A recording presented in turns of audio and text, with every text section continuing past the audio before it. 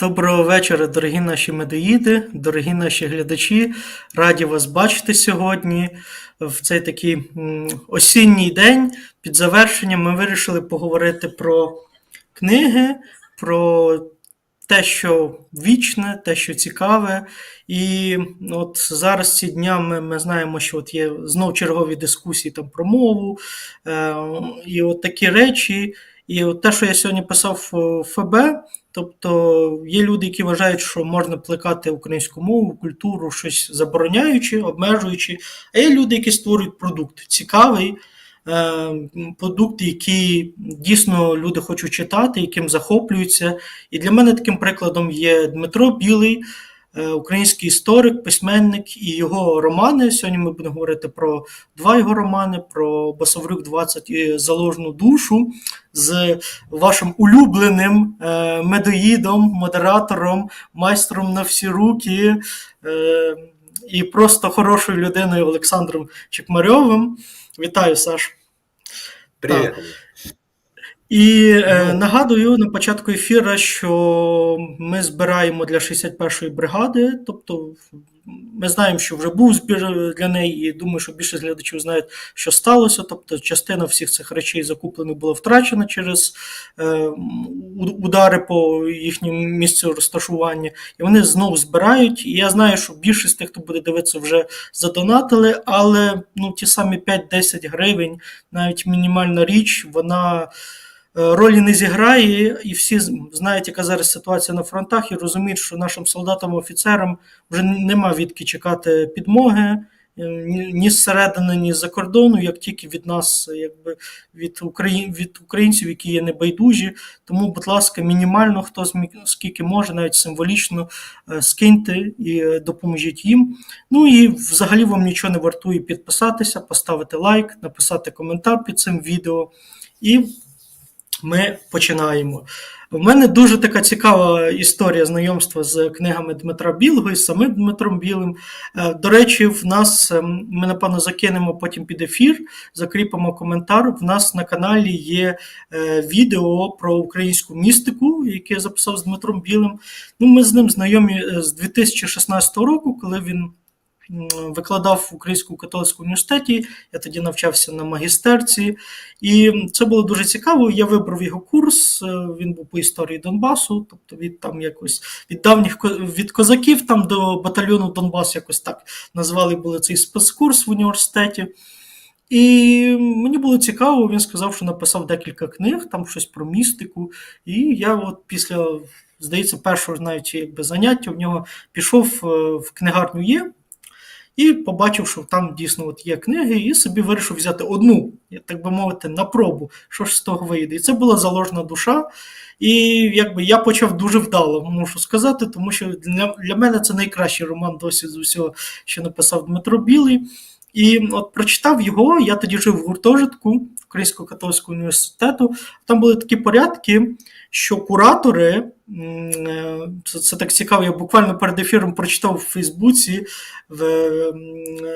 пост, де написано, що в середньовіччі куратори – це ті, хто стежили за душевнохворими. І стосовно гуртожитків це однозначно саме так, це автентична назва, так і було. Так ось в Українському католицькому університеті, в колегіумі, в якому я жив, куратори жили на тому самому крилі, що і решта студентів. Тобто і вони займалися такими морально-психологічними, якимось такими педагогічними загальними штуками, тобто підтримування порядку якогось, щоб воно було на крилі, і розмови, тобто про етосуку і про різні речі, там, про навчання, про життя. В залежності від того, який куратор. Так ось, у нас був чудовий куратор, отець Роман Островський, дуже цікава людина. І ось якось в коридорі я зустрівся з ним, тобто там була кухня на куті, і ми постійно всі пересікались між собою, там вийти щось заварити, там туди-сюди, приготувати. І я йому сказав за книгу Білого, за «Заложну душу», що я там захоплений, це така українська містика, історія, все це переплетено. Він такий, можна взяти почитати? Я кажу, так, я дав. Десь через декілька днів він повертає мені і каже, а він з дружиною жив на крилі, вона якраз тоді приїхала, І каже: ну я прочитав книгу, і потім декілька ночей я не міг заснути, і мені постійно снились перевертні, які бігають, оці характерники, і дружина каже: от нащо ти читав цього білого там туди-сюди. І оце от такі річ, коли я. Але він був в захваті, тобто йому дуже сподобалося, але так от під враженням знаходився ось отець. А другий раз, теж смішний, з книгами пов'язаний, в 20-му році, це було, якраз тоді були місцеві вибори у Львові, я взяв в них участь там в агітації, і там я маю честь знатися з найкращими представниками донецької діаспори якби у Львові, і не тільки вже тепер у Львові. І ось якби знайомий, мій одногрупник підтягнув мене на цю роботу і каже: ну от ви там завтра в чергу вийдеш там з жіночкою, вона теж якби наша, з Донецька. Такий, ну окей, якби супер. Ну ось бачу, Наталя її звати, така дуже розумна, інтелігентна, красива жінка. Ну, ми стоїмо, щось говоримо, там ці всі агітації роздаємо. І це я починаю розповідати, кажу: мені, знаєте, мені так подобаються якби книги Дмитра Білого, і я там от розповідаю в захваті, як від Басаврюка, там від Заложної душі, там Козацький талісман, оберіг, там Пригоди Атея. Ну, одним словом, ціла серія цього всього, кабінет доктора Калігуси, ну, в захваті. Під кінець таке питаю, ну от так на серйозі: а ви якби Дмитра Білого знаєте? Вона така: ну, та трохи знаю, він взагалі-то мій чоловік. Так, це так я познайомився з його дружиною Наталею. Це от такі от кумедні речі. І от переходячи вже от від таких історій, скажу, що я просто в захваті. Я дуже люблю поєднання історії і містики. Для тих, хто за Пейрона нас буде дивитися, можете, от зараз буде курс по семантичному просторі, прорахувати, якби, що це означає, якби поєднання історії і містики, такі міні-ДЗ для бажаючих. Такі фільми, там, де є елементи містики, як, не знаю, Діана Джонс і Останній хрестовий похід, Мумія Стівена Сомерса, там Мумія повертається, там Лара Крофт. От всі такі речі я дуже любив, тобто і досі люблю таке дивитися. І відповідно я шукав, ну, де би таке би було написано. І, чесно кажучи, українських авторів не знаходив. Я перечитав багато, що вони писали, і кожен раз це було, ну, чим далі, тим більше розчарування. Я не хочу називати авторів, щоб робити їм погану рекламу. Вони не заслуговують навіть поганої реклами, тих, кого я читав. І у мене до цього терміну «сучий укрліт», як мінімум, в цьому жанрі було, ну, вкрай негативне ставлення. Вкрай. І от для мене, для людини, яка в першу книгу художника прочитала в житті, це був збірник, цикл Диканьки Гоголя, тобто і Вій був взагалі першим якби оповіданням, яке я прочитав, я шукав щось такого і не міг знайти просто роками. До 2016 року. І ну, для мене це був просто вау-ефект, ми зараз будемо детальніше говорити. І передаю слово Саші, тому що саме, власне, от передісторія цього ефіру така, що Саша цікавився чимось про козаків-характерників. І я кажу: слухай, почитай книги Білого, там буде краще, ніж ці якісь популярні видання про характерників, тому що там, ну, більше якби фентезі буде, ніж в художньому, здавалось би, на перший погляд, творі Дмитра Білого. Я передаю слово Саші. Да, спасибо, Илья. Значит, смотрите, по поводу, я хотел просто от себя добавить, но уже не стал перебивать спич маэстро. По поводу сборов, я слышал от одного нашего запорожского волонтера хорошее выражение, и оно, по-моему, очень классно описывает ситуацию. Оно звучит следующим образом: если тыл забудет про фронт, то фронт будет там, где тыл. Поэтому это я все говорю к тому, что я еще раз призываю, как сказал уже Илья, пожалуйста, ребят, размер доната не важен. 1, 10, 100, 50 гривен, сколько угодно, сколько можете, сколько не жалко. Давайте поможем, давайте задонатим, давайте уже закроем этот сбор и перейдем к другим сборам. Поверьте, а их есть у нас. Вот, это по поводу сбора. И теперь по поводу того, так как Илья уже передал мне пас, мои, собственно говоря, первые впечатления о книгах. Вот я прочитал «Заложную душу», и, честно вам сказать, это была одна из немногих книг, потому что, ну, я тоже люблю очень сильно читать, я перечитал кучу разной литературы, недавно у нас выходил эфир по Вархаммеру, я отсылаю всех, то есть как бы, и, да и так, и исторические произведения люблю читать, то есть я человек таких широких взглядов, скажем так, почему Илья и сказал, что мастер на все руки. Вот.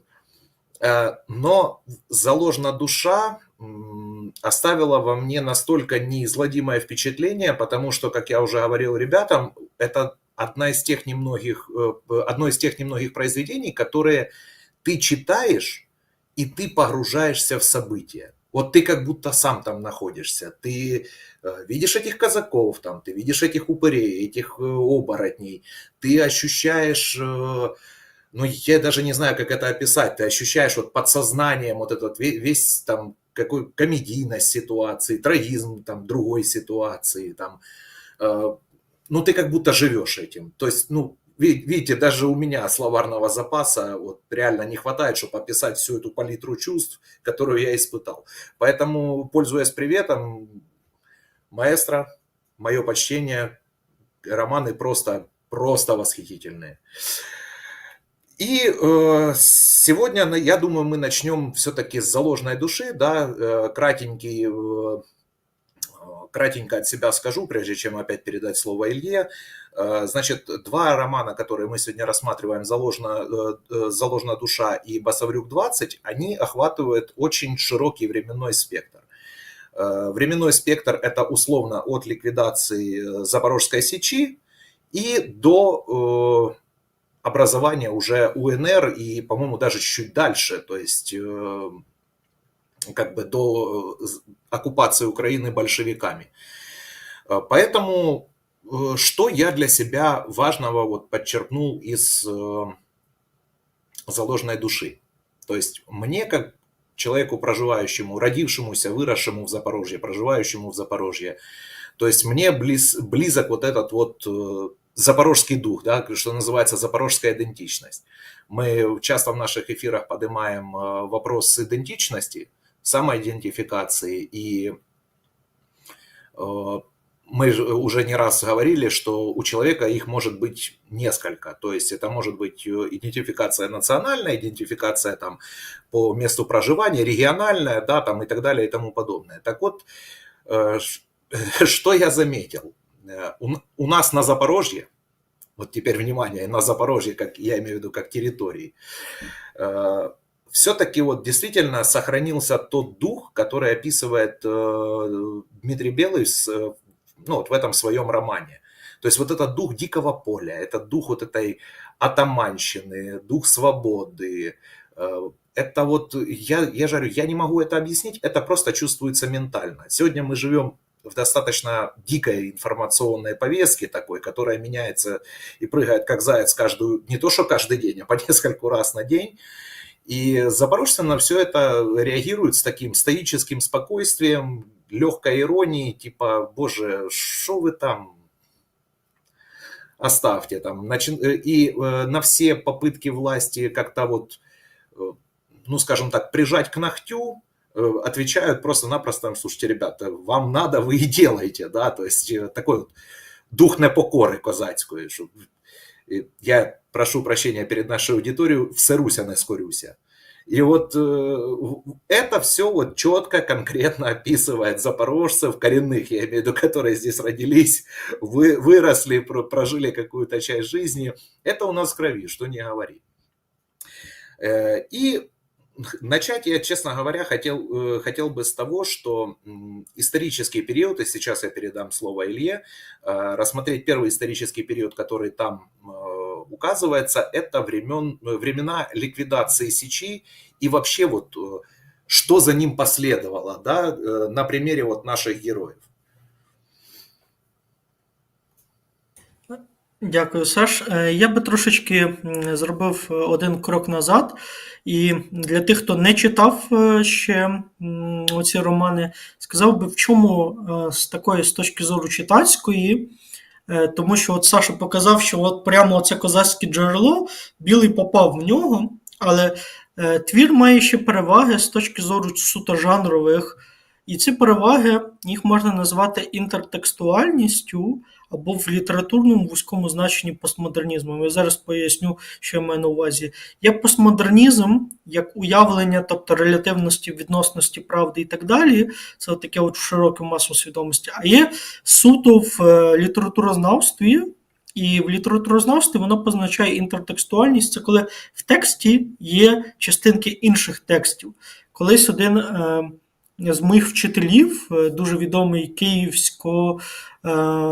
північноамерикансько-ізраїльський професор, сказав, що іудеї були постмодерністами ще тисячі років тому, як мінімум з часів там, укладання Вавилонського Талмуду і далі. Тобто мається на увазі, що в Талмуді ти постійно і в цій традиції талмудичній ти бачиш коментарі, текст, вставка, і далі коментарі на текст, потім коментарі на текст, тобто багато шарів тексту. І такий прийом інтертекстуальності, його дуже часто використовують в подібному жанрі. Я наведу от приклади, як в Білого це виглядає. Ти читаєш «Заложну душу», тобто, і бачиш відсилки, примітки, тобто як науковий, він же тобто, доктор історичних наук, і ти бачиш там відсилка на такий-то, такий-то архів.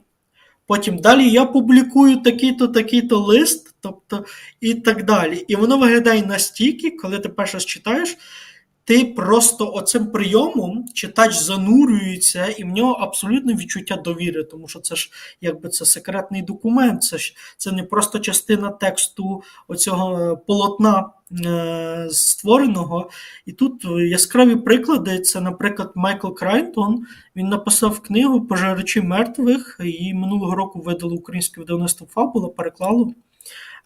По цій книзі зробили відомий фільм «13-й воїн» з Антоніо Бандерасом, тобто по 99 року, по пригодах арабського мандрівника, який зробив записи і який відправився кудись там на далеко північ, на Скандинавські острови, і вони мали там якісь, розбиралися міцно по сюжету з якимось культом канібалів. Так ось він в цій книзі зробив дуже багато приміток на різні статті.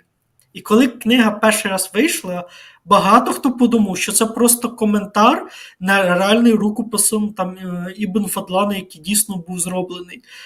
Ніхто не перевіряв, на що він покликається. І тільки через декілька років він самий, якби публічно в газеті визнав, чи в інтерв'ю, не пам'ятаю, на телебаченні, що всі ці відсилки, їх ніколи не існувало. Цих статей наукових журналів їх ніколи не існувало. І багато хто якби був в шоці. Тобто це такий художній прийом. Якщо ми згадаємо, наприклад, Дракулу Брема Стокера, то там постійно що йде? Щоденникові записи. Тобто записи. Можна якби сперечатись, наскільки це художньо захоплює, але створюється відчуття доступу до якихось документів, інтимності. Так ось, Білий, будучи фаховим істориком, він вставляє ці речі, оці примітки різні, відсилки до документів, які чи то є, чи то їх немає, тобто чи вони є, але що з них він саме взяв. І це дуже сильно втягує в текст, як в Басаврюк 20, але особливо в Заложну душу. Стосовно періоду, там дещо ширший період, чим ліквідація Січі, це основні події.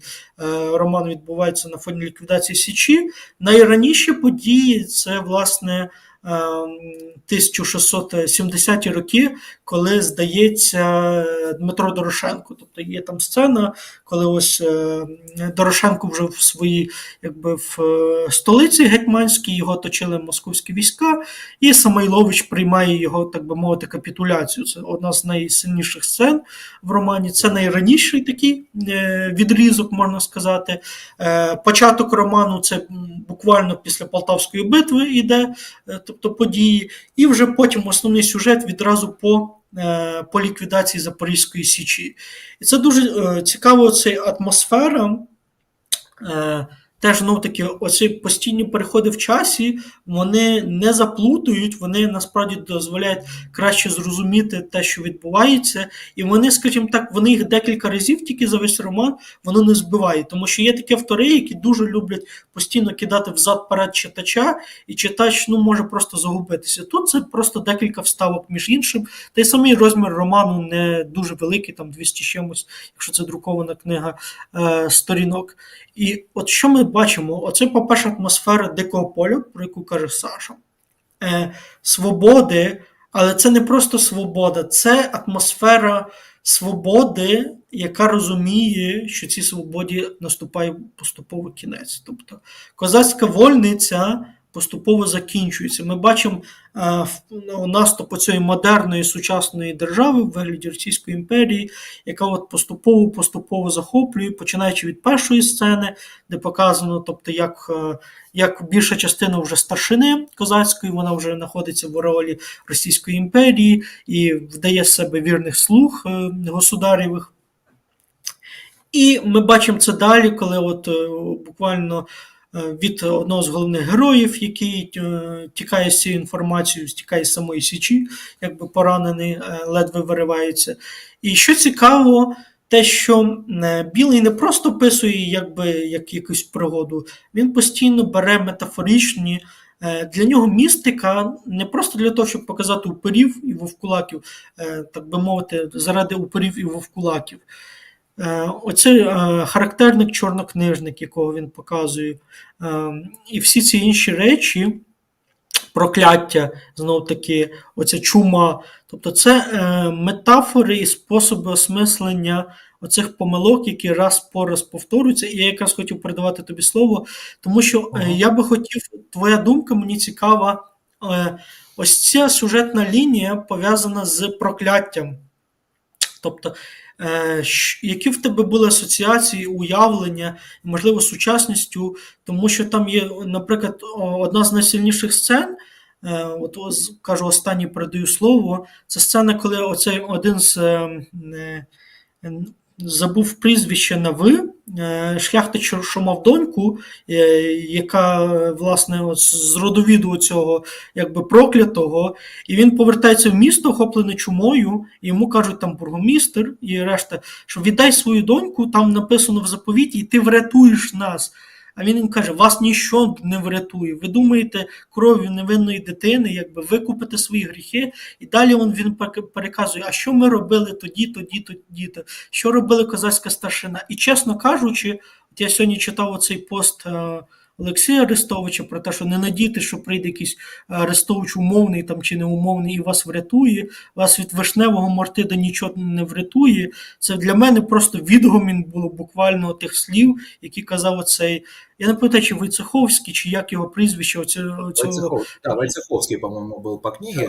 Я передаю тут, мені цікаво, як твоє було сприйняття цього всього. Смотри, мое первое, вот с самых первых глав, с самых первых строк, я приблизительно, позволю себе утверждать, что сумел правильно определить главную направленность книги. То есть основной такой гранд-нарратив, про что книга, да, то есть про беды Украины, про беды казачества. Почему? Беды это уже следствие, это причина. Вот неясна причина. И в сегодняшнем нашем обществе очень много говорилось, да и некоторые продолжают сейчас вести такую тезу, что вот наша неспособность объединяться, да, и то, что мы раз за разом там терпим какие-то поражения, или там, я имею в виду в историческом формате, оккупации терпели, это типа вот якобы мы прокляты.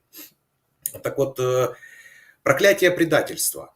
Вот то, что проводит как бы Белый, да, через вот красной линии, через всю книгу. Проклятие предательства. Ведь посмотри, например, с первой же главы это становится понятно, когда описывается бал у этих предавшей казацкой старшины, которые перешли на сторону Петра Первого, да, и предали Мазепу. Мазепа, что вопреки, как вот раньше на школе учили, вот если взять общее понимание, Иван Мазепа такой плохой, он предал царя, он заключил пакт союзнический с Карлом, королем Швеции, да, он пошел войной, он уничтожал, убивал и так далее и тому подобное. А по сути, если сейчас вот реально разобраться, да, почитать какие-то исторические отсылки, так а что предатель-то? Что предатель? Он действовал в интересах своей страны, в интересах своего народа, потому что на тот момент Мазепа, как политический деятель, понимал, что ничего хорошего от объединения с Россией не получится. И я где-то слышал такую теорию, не помню, кто из историков ее выдвигал, что якобы Мазепа считал вот этот вот мартовские статьи, которые подписывал Богдан Хмельницкий, да, с московским царем, что он считал это наибольшим геополитическим и геостратегическим просчетом, что нельзя было этого делать ни в коем случае. Ну, типа, бодались с ляхами своими силами как-то всю жизнь, и надо было продолжать бодаться дальше. А, типа, зачем вы пошли к москалям-то на поклон? Но оставим это, эти споры уже профессиональным историкам, коим я не являюсь, к сожалению, поэтому не буду давать своих оценок. И вот что проявляется, вернемся к книге. Проявляется то, что главные герои, вот эта казацкая старшина, они ж не зря представлены упырями. Ну, вот по сути, вот как в истории относятся к предателям, да? Ну, предатель это все, это отрезанный ломоть, это не человек. Поэтому автор рисует, вполне естественно, рисует предателя упырем, кровососущим созданием, которое там, и там есть такая сцена, где он спускается в подвал, да, и выпивает кровь там невинной девушки. Вот. И для меня это, знаешь, вот такое вот было первое, так думаю, о, класс, вот тут вот грех предательства, все классно, все замечательно, и появление вот этого казака, который там перебивает его охрану, там, покушается на него самого, на его жизнь. Пан Горлач, по-моему, в произведении, на Горлача. Это вот знаешь, как вот есть преступление, есть наказание, причем это вот неотвратимая кара, моментальная карма, как угодно называйте. И да, и он потом сам еле вырывается, еле живым с его поместья, как бы, и в дальнейшем его там уже находят чумаки, которые отвозят его к такому интересному деду, ведуну, который, как оказалось потом, это раскрывается, он на самом деле, этот старый казак, он характерник, причем такой, скажем так, видавший виды, профессиональный, потомственный, как угодно. И он же объясняет, и дальше показано, вот когда он лечит этого раненого, то есть показана борьба за душу. Вот, вернее, этот характерник, точнее, я прошу прощения, я немножечко напутал, да, этот характерник потом оказывается вот этим дедом, который покушался на жизнь Горлача, он и оказывается вот этим дедом, который живет. А раненого, которого он лечил, это вот тот самый казак, о котором говорил Илья, который там еле вырвался с сечи, весь израненный, чтобы передать эту весть, что предали. И опять же, в моменте ликвидации Запорожской сечи, вот именно когда описывается вот эта батальная сцена, там же опять указывается, что часть старшины предала. То есть опять грех предательства идет у нас. Когда они сдали, точнее, когда они вышли уговаривать, там часть старшины вышли уговаривать казаков, да, что сдавайтесь и все, останетесь живы, вам будут дарованы там определенные привилегии, вас куда-то переселят, с вот этим поселением все. То есть тут уже принято решение. И в итоге что? В итоге они не сдались, и их просто перебили. Всех. И вот знаешь, что еще меня в этом во всем поразило? Это то, как показаны казаки. И это то, что я вижу сейчас, вот если уже проводить такие параллели между теми временами, через книгу к нынешним временам, это то, что сейчас вот видно в силах обороны Украины. Стоят насмерть. Просто легче переступить через трупы. Конечно, да, сейчас там есть много проблем и объективных проблем, но об этом не в этом эфире. Но общий тренд, общий базис такой, что вот просто люди стоят насмерть. И я вот думал, а хорошо ли это? Вот хорошо или плохо?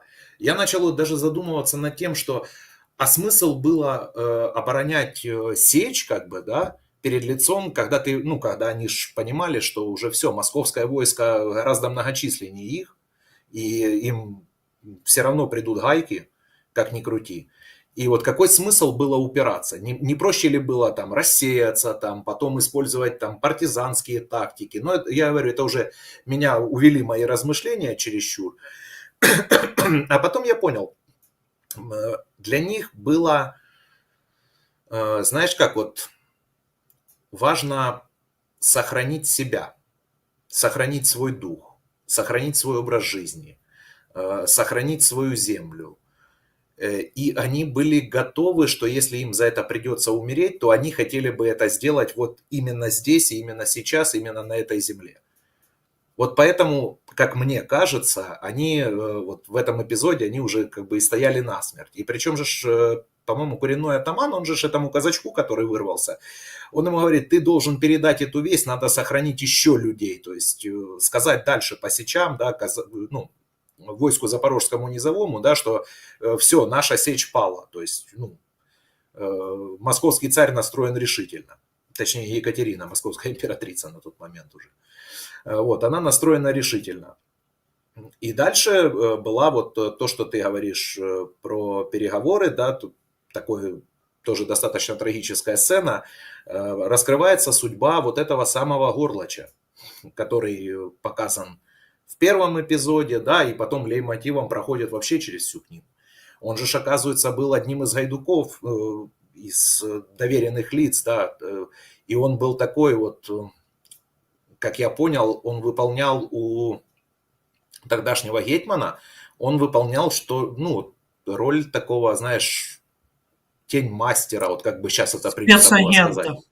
Да, спецагента, палача, то есть вот я вот долго размышлял, и ведь ему гетьман выказывал действительно и уважение, и почет, там, ну, можно сказать, практически как к родному сыну относился. А что побудило вот этого человека переметнуться, предать? Ну, в итоге стать упырем. Я вот, честно говоря, я для себя этого не смог понять. Ну, давай от подумаємо, це дуже цікава річ. Та, за козаків в мене так само ці аналогії, і оце цікаво, ми бачимо, що в його випадку, мені здається, що тут інший ще момент це от провал еліт. От, еліт, він це сприйняв, тому що якби Дорошенко досягнув успіху, він би так і знаходився на службі у Дорошенка, виконував би його завдання, піднімався би разом з своїм патроном вверх по ієрархії і, хоч і якби з забрудненими і кривавими руками, працював би на користь, на благо якби козацької держави, Гетьманщини, захищав би її якби там територію і так далі. Тобто він, скажімо так, він отакий професійний інструмент з жагою до влади. І це, знаєш, це, як би сказати, це не добре і не зле. Це в залежності від того, як, скажімо так, на що ти використаєш інструмент. Так само, як скальпель. Ти можеш скальпелем врятувати життя людині, зробивши хірургічну операцію, а можеш зарізати її. Якби інструмент буде однаково. Він навіть формально буде робити схожі речі. Він буде різати, наприклад, людину, її плоть, але результат буде кардинально інший в стратегії. І оцей момент, коли там дуже добре подає Білий, коли він показує, наприклад, чому Дорошенко не війшов до українського пантеону, тобто там в примітки, а тому, що його відправили воєводу в Вятку на далекий, скажімо так, схід, де він там воював, і не тільки його, пізніше Самойловича теж разом з сином туди відправили, і вони там ще довго з китайцями воювали, там повстання піднімали проти воєводів, але вони не є в пантеоні, саме тому, що їх якби офіційно вислали туди, щоб вони захищали імперські рубежі. Цікава річ. Але я тут відійшов. І там є от наступна сцена, де оцей лист іноземця, містика, який цікавиться цим всім, який нібито знайдений був от в таверні, де він зустрічається вже з Горлачем і з іншими, І оце ця сцена для мене вона показує, що є. Оце, по-перше, це було для мене метафора корупції. От те, як оце розверзається земля, те, як вони притягують її, це мені нагадало, як, наприклад, людина, яка, от, наприклад, виграли вибори, політична сила, люди заходять нові, якби, і багато хто з них вперше заходить. І от для мене це була метафора того, як людина вперше з цю елітну корупцію. Що таке елітна корупція? От на прикладі тої сцени, пов'язатися там, наприклад, це пов'язатися кров'ю, спільним ритуальним злочином, тобто, і ти Да. пов'язуєшся. І для мене це була така от метафора в українських елітах, коли вони постійно вони ж кооптуються, змінюються там за кулісами, плюс-мінус ті самі групи. А на фасаді зовнішньому за останні 10 років ми бачимо купу нових депутатів, вони змінювали один одного там в різних міністерствах, туди-сюди, тобто фамілії, люди змінюються. Але оце, якби вони проходять через оці метафоричні от кола посвяти, які от представляють корупцію. Так ось, от повертаючись до цієї сцени з Войцеховським, і от до того, що ти питаєш, що змусило його, відмова українських еліт грати свою власну гру, тобто вона стала базою, коли величезна кількість людей на цьому рівні, такі як Горлач, це, наприклад, професіонали от справи, скажімо так, в сфері безпеки. Але ми знаємо по історії, що це була ціла група київських інтелектуалів, Стефан Яворський, Феофан Прокопович, Дмитро Туптало, там і так, ецетера, їх насправді там ще й більше було. Тобто, коли вони бачать і як інтелектуали духовні, і козацька старшина, і от такі силовики, що суб'єктність і проектність зникає, перспектив ніяких немає і бути нічого не може, тоді вони починають переходити на сторону поступово. Способи переходу метафоричні, хтось просто фінансово якби заради своєї безпеки переходить, хтось бажає владу, хтось бажає це поєднати, хтось бажає отримати містичну силу. І Білий використовує ці метафору перів, щоб показати в момент, коли еліти відмовляються від суб'єктності від власного проєкту, тобто воно починається перевтовлення. І прокляття це не, ось я читаю так, між іншим коментарі, суть не в вічній зраді, тобто, як на мене, тобто, оце метафора прокляття це не вічна українська зрада, це відмова від власної проєктності і від власних планів. Для мене це є фатум, тобто це є метафора оцього прокляття. Не те, що хтось когось зраджує, тобто, а те, що відмовляючись від проектності, варіантів після цього лишається небагато. Для козаків, це спосіб життя, за який вони тримаються, але знову ж таки, тобто цьому приходить кінець, і якщо ми згадаємо саму кінцівку роману, то головний герой, що він йде в Чорноморське козацьке військо, далі на службу якби государя, тобто воює з турками, воює в часи наполеонівських війн і так далі. Тобто головний герой, пройшовши це все, метафорично навіть поборовши прокляття, він в кінці кінців повертається до цієї служби, а сама кінцівка роману, вона взагалі якби вона показує, що це коло сансари, воно замкнулося. Тобто, коли він, я не хочу спойлерити просто, що він бачить в труні під кінець роману. Тобто, от такі стосовно цього мої думки. Тобто, чому переходять? Тому що відмова від проектності, власне. Знаешь, ты правильно, наверное, да, ты прав, действительно отказ от проекта. Но еще что я увидел, если уже исходить из этого, да, из отказа от своей проектности, а почему происходит отказ от проектности? В отсутствии коммуникации в том обществе, да, того времени, и в отсутствии, как сказать, ведь и Белый тоже показывает это в книге, что тогда была больше кастовая система. То есть были хуторяне, селяне, там, условно никто, да, низшая каста, которых там подчас даже за людей не считали. Дальше шли казаки, да, вольное казачество, и над ними, над всеми стояла казацкая старшина. Это условно, то есть как чиновники среднего класса, олигархи, и ниже по ступеньке спуститься это вообще все остальные, остальной плебс.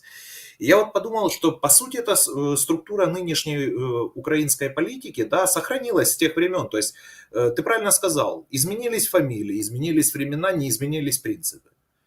То есть это по-прежнему условно-сословное общество. И все то, что сегодня происходит у нас в стране, это, в принципе, результат проводимой, как мы говорим, 33 года независимости, да черта с два, столетия проводимой вот такой вот политики со времен еще казаков. Но негативно ли это? Да, ну, безусловно. И как мы видим, это действительно негативно, потому что не было в тот момент, да и не могло быть по-хорошему, то, что сегодня мы называем широким общественным дискурсом. Да? То есть, ну, условно, не стал бы казацкий полковник там, в те времена разговаривать с каким-то селюком, да, гречкосеем и так далее и тому подобное. Потому что он считал просто себя шляхтичем, он считал себя выше этого всего. И зря, вот, как видно из всей книги, и абсолютно зря. Вот этот наш, как сказать, самодовольство, вот это наше презрение, которое демонстрируется друг к другу по части, сегодня оно выливается в других формах, тогда оно проявлялось именно в таких формах, да, что когда верхи уже не могут, а низы просто уже не хотят. Низам надо, на самом-то деле народу надо что? Извините, хотели все кушать, да, хотели жить, хотели как-то там сеять. Те, кто не мог, уходили в казаки, или же, как потом это, мы потом чуть-чуть туда зайдем, это уже в книге Басаврюк 20, да, то есть когда валили сначала Гетманат Скоропадского, потом Петлюру, то есть когда народ просто сказал: слушайте, это ваши разборки, ребят, вы там разбирайтесь как хотите, а мы хотим просто жить. Вот нам большевики предложили классный проект, землю крестьянам, нам отдадут землю, ура, блин, перемога. То есть, по сути, нам разрешат сеять, и народ же в своей, как любит говорить все тот же Арестович, да, народ сер, но мудр.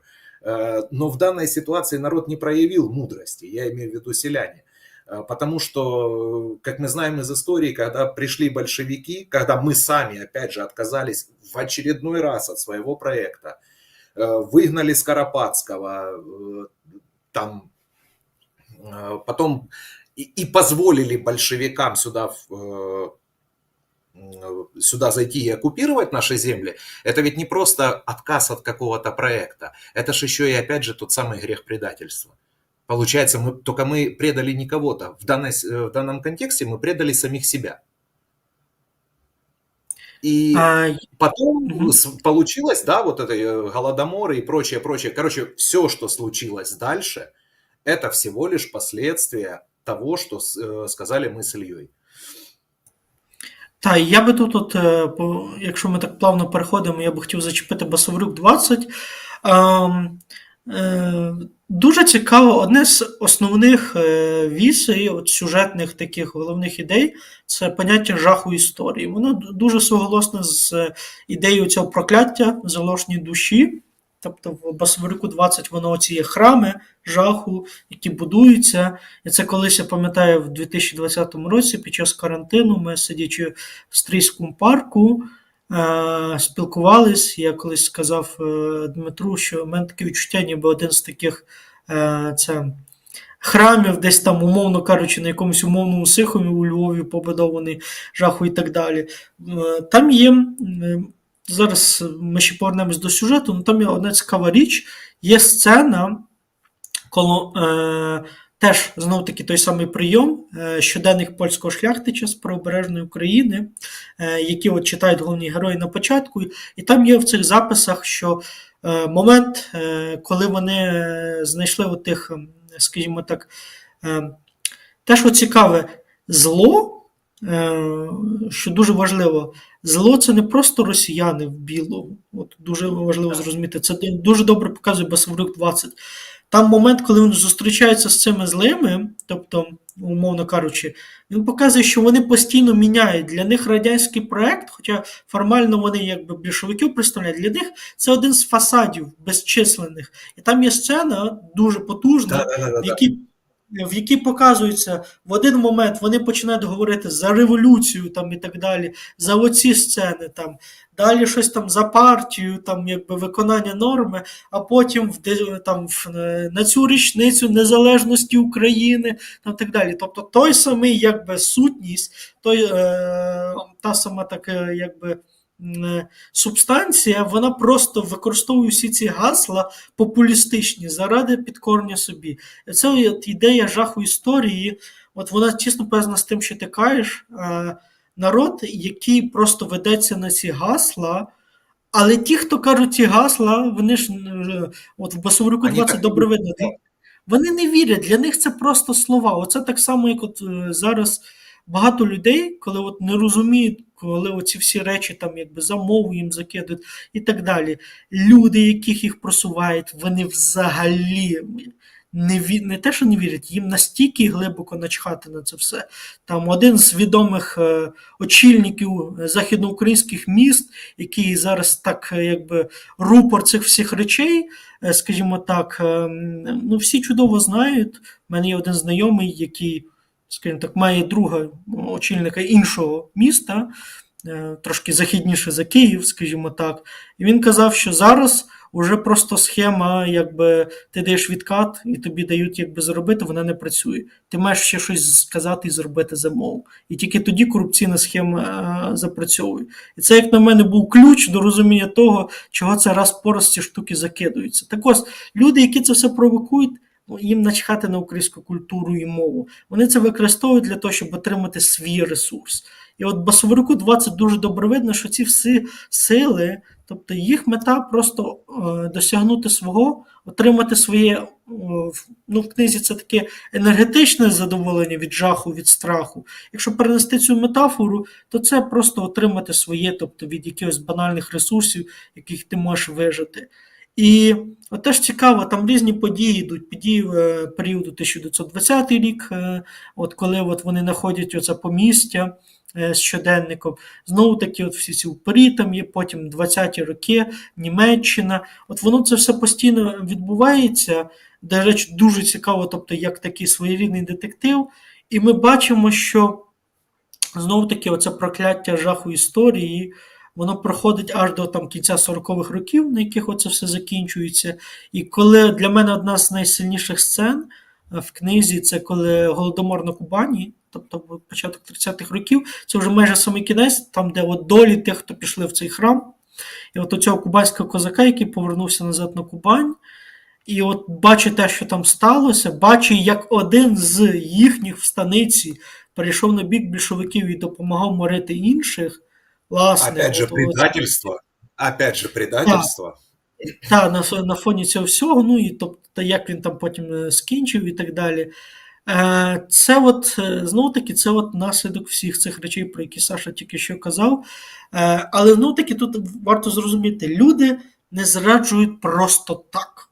Просто от захотів, от такий зрадливий. Тобто, от не буває таке, ну я тут невеликий спеціаліст, не скажу так, з того, що я спілкувався там з психологами і людьми, які цікавляться психологією, не буває просто так зрад ні в яких там стосунках між парою. Просто захотілося піти і так далі. Це, ну, виключення насправді. Тобто, зазвичай, якби це має якісь серйозніші підґрунтя. Так само в державі. Не буває, що просто так люди вирішують якби зрадити. Я вважаю, моя думка така, що якщо людям запропонувати, тобто, картину майбутнього і конкретний проект, і пов'язати з їхніми конкретними інтересами, та сама людина, яка виступала там останнім зрадником, знищувала своїх, може працювати на благо цієї системи і приносити користь. Рівно та сама людина. Тобто тут поняття, як на мене, знов-таки не в конкретно людях. Планку треба змінювати на рівні суспільства і на рівні от прив'язки до особистих інтересів. І остання ілюстрація, про тим, як передати слово Саші. От я сьогодні читав в Телеграмі пост діда, тобто от відомого снайпера, який зараз вже якби закінчив службу, і він пише, от, а яка мотивація тих, хто йде в Верховну Раду?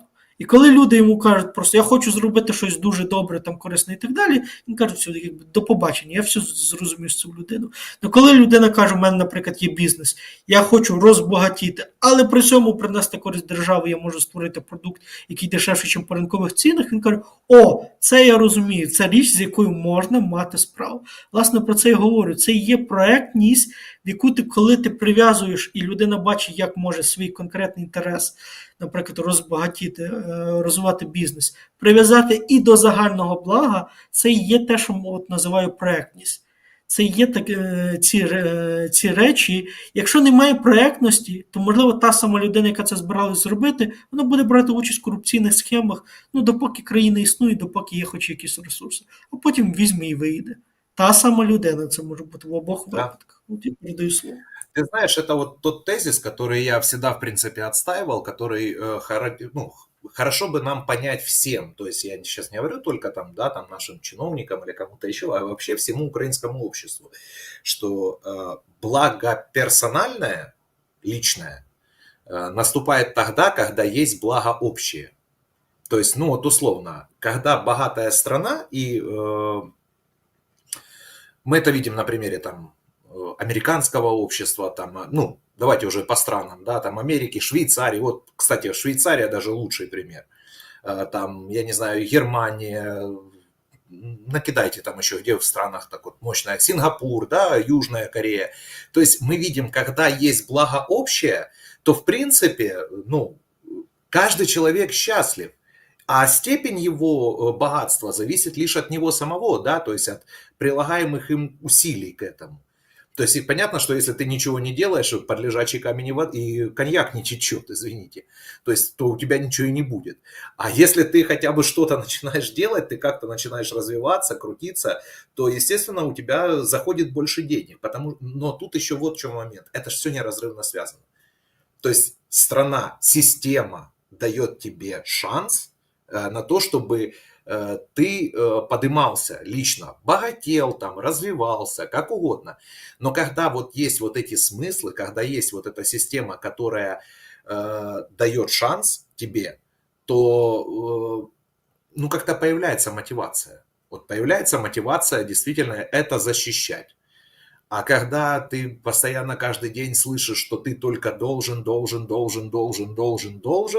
и в итоге ты в депрессии, ты садишься и думаешь, блин, а когда ж мне-то что должны будут, а? А когда мне начнут отдавать то, что мне должны? И теряются смыслы, теряется мотивация. Ну, в общем, эфир не про то. Знаешь, вот что я еще заметил вообще вот в двух этих книгах? И ты сейчас меня поправь, потому что это лишь моя гипотеза. Если я ошибаюсь, то ты, наверное, как историк меня исправишь. Это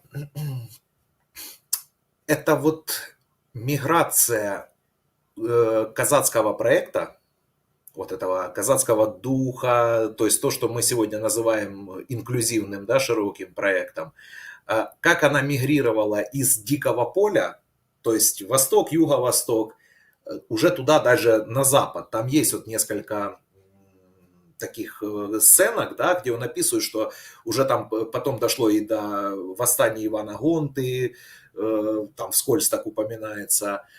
И в Басаврюке показано, как украинская повстанческая армия, да, она базировалась в Польше.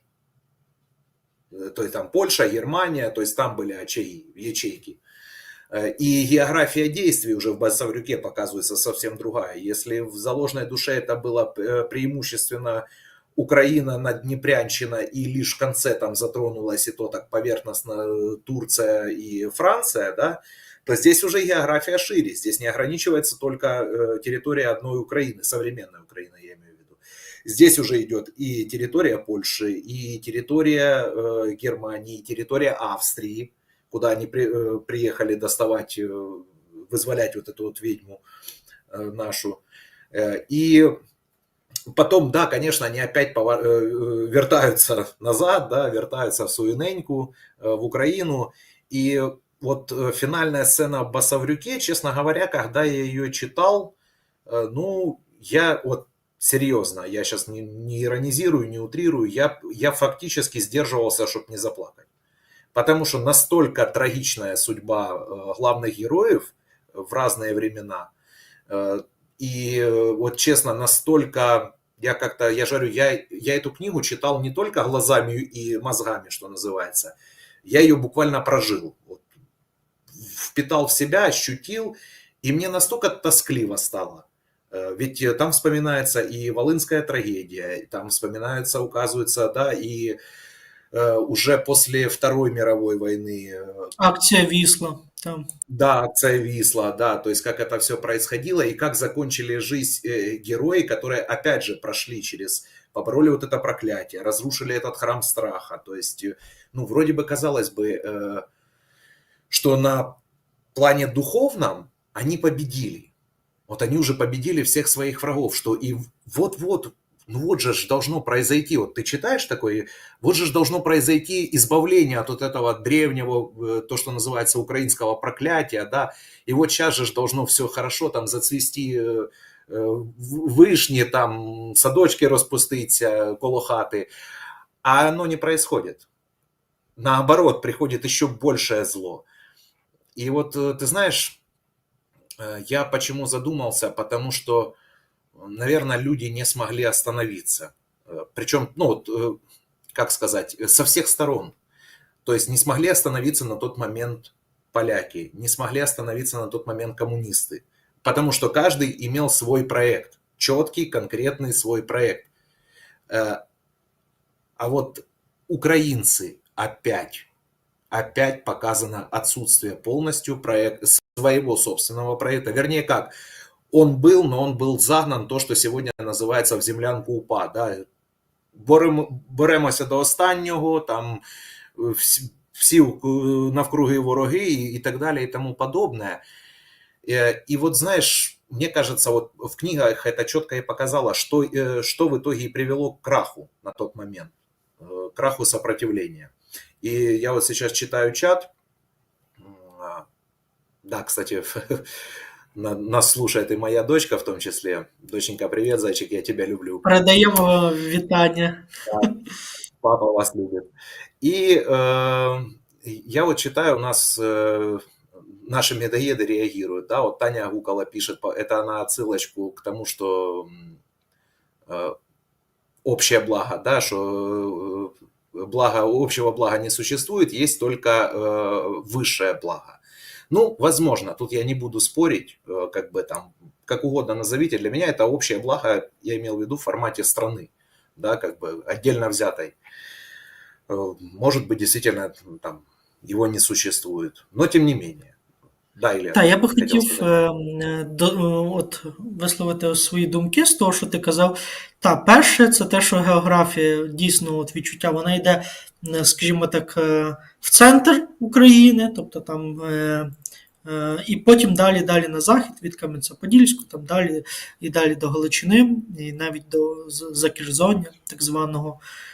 Я скажу навіть більше, є недописаний, скажімо так, точніше тільки там початий в вигляді чорновика, ще один роман Білого, де події взагалі відбуваються в Північній Америці. Тобто це окрема історія, тобто про українські сліди в Північній Америці, починаючи від того, хто створював там техаських рейнджерів, і взагалі як робилася ця Орегонська тропа, там що відбувалося в штаті Вайомінг там під час цих всіх переселень. Ну, це окрема така цікава історія. Друга рефлексія – це те, що ти казав. От вони намагалися, здавалось би, вони перемогли головні герої. У мене було от таке відчуття, коли я читав, що попри все те, що там сталося з ними, те, що вони зробили були в храмі, вони відвернули куди гірше зло. Тобто, от в мене було от таке відчуття, коли я дивився, що це все, попри весь той жах, що відбулося, могло бути набагато гірше. Настільки гірше, що, наприклад, українців би як таких не лишилося. Тобто, якісь окремі люди би вціліли, але якби загалом, як спільноти, таких би не було. І головні герої, вони от закривають з собою цей жах історії. Є от відома картина, буквально ж 2 дні тому було по новому стилі якби Покрови і День захисників. І є картина, в якій от пара, чоловік-жінка, зверху стоять, ніби на такій скалі, а знизу солдати в формі британських солдатів Першої світової, все в крові, вони там штиками у всі сторони з кулеметами відстрілюються, і що мирний світ, він якби стоїть тільки тому, що от все в крові, в багнюці, внизу солдатів. Так само головні герої. Тобто навіть те, що хоч так вдалося, як є зараз, це знову таки ціна. От ми це не усвідомлюємо часто в історії, що навіть от те, що ми мали станом на 91 рік, щоб воно з'явилося, попри всі ці поразки, от якраз через відсутність проектності поразки, безліч людей заплатили своїм життям, навіть щоб хоч так воно було, щоб хоч взагалі якось воно було. І це от ціна цього. Я би хотів тут перемкнутися на ще одну спільну річ для двох книг, ти мимохідь її згадав. Це жіноче. Тобто в цих книгах дуже цікаво, якраз певну кількість часу тому наша Таня СТ і інші якби згадували стосовно міфодизайну, що є проблема з інтеграцією жіночих образів в українському міфодизайні. Їх Да. зараз катастрофічно не вистачає, тобто і такі самі образи, як тої Хельги Ольги, були би просто безцінними для цього всього. І оце теж цікава річ, яка важлива роль жіночого, насправді жіночого в Дмитра Білого. Жінки там не біжуть шаблями на привіз з двох пістолів, там стріляючи там і так далі. Але всі головні речі сюжету в обох книгах крутяться навколо жінки, вона є головне і сакральне. І в Басаврюку 20 є сцена, коли оці агенти цього окультного відділу, там, де вони були в Німеччині, та вони в Німеччині вриваються всередину кімнати, скручують оцю там головну героїню, і вони кажуть фразу: ти, якщо хочеш підкорити якийсь народ, підкори їхніх жінок. Якби. І оце буде. Тобто він дає, це теж метафорично поняття, що ключ до не тільки проектності, а взагалі до усвідомлення якби, українства і українців, це інтеграція жіночого. Воно, те, як в нас сприймається, це десь так, як Дмитро, не він так не вважає, але він подає. Тобто це відьма, як в Басаврюку 20, яка страшна і для себе, і для інших. Якби. Страшна не в тому, що зовнішність в неї чарівна, а в тому, що вона має силу, яка не усвідомлена, не пропрацьована, і вона табуюється суспільством. Тобто в Басаврюку 20 особливо це видно, де знаходиться ця жінка. Тобто її в кінці кінців там чуть ли не десь по лікарнях різних там з рук в рук передають і так далі. Вона не є інтегрована в це суспільство. Тобто вона тільки частково інтегрується. Да, извини, буквально я тебя перебью, потому что вот пришла важная мысль по этому поводу в голову.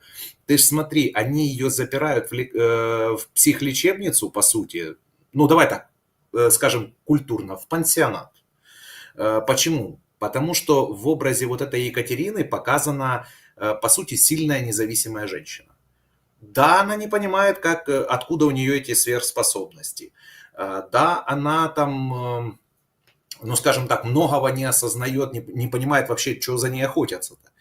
Но она показана вот во всем романе, ее личность, да, ее фигура раскрывается как, по сути, она переживает трансформацию, точнее, из простой такой женщины, да, в уже такую первоклассную ведьму, которая там взглядом останавливает сердце, понимаешь? И то есть это ж показана трансформация сильной женщины, вот как по мне. То есть когда женщина выходит там, то, что сейчас принято называть выйти из зоны комфорта, да, а ведь если читать внимательно книгу, там же ж показано, что она не хотела, может, выходить из зоны комфорта, ее туда выкинуло просто из этой зоны. И она прошла через такие испытания по жизни, что ну, не каждая бы осталась, извините, в твердом уме и здравой памяти. Она смогла не только сохранить свое женское «я», свое начало, но и вырасти духовно. И в конце книги, когда они уже спустились в этот храм ужаса, там же эта сцена показана, да, что она, по сути, уже спасает главного героя, как бы. И, да, и, кстати, в «Заложной душе», и в «Басаврюке» женское начало показано, несмотря на то, что они там могут быть ведьмами, девчата, привет, это в первую очередь берегини, то есть вот хранительницы очага. По-моему, в «Басаврюке», да, вот это когда он привозит Екатерину, да, кажется, в «Басаврюке» этот, не-не-не, вру, в «Заложной душе», да, вот, когда он ее на хутор привозит, где там ее потом вот этот серый людолов. Да-да-да, в «Заложенной душе». И вот там же ж показана жизнь на хуторе, да, что когда они сидят за общим столом, там мужики начинают как-то под этим делом сально шутить, да, и жена, как говорит, она так вот, не теряя достоинства, да, жена этого хуторского казака, она встала, не теряя достоинства, говорит: так, девочки, пошли, у них тут свои разговоры, мы не будем встревать, и она их уводит, нам есть о чем поговорить, так, а вы сидите. И они, как дети малые, казалось бы, крутые воины, Рэмбо, блин. А тут она им просто мягко сказала, что слушай, сиди, ты пьешь, пей, да, ну, типа, а у нас свои разговоры. І дальнейший быт показують, да, от їх. Да-да-да. Я тут зроблю так, стрибну трохи далі. Насправді, це так, не знаю, чи зробимо ми другий ефір пізніше чи ні, але є ще такий роман, дуже цікавий, експериментальний, як сам казав Дмитро Білий, «Кабінет доктора Калігуси», який виключно от для наших якби, чарівних слухачок, які нас зараз слухають, після цих двох романів варто почитати «Кабінет доктора Калігуси», тому що там жіноче це взагалі основне, саме головне. Там настільки це добре передано, я не хочу просто зараз спойлерити, але там такі штуки, тобто пласти піднімаються.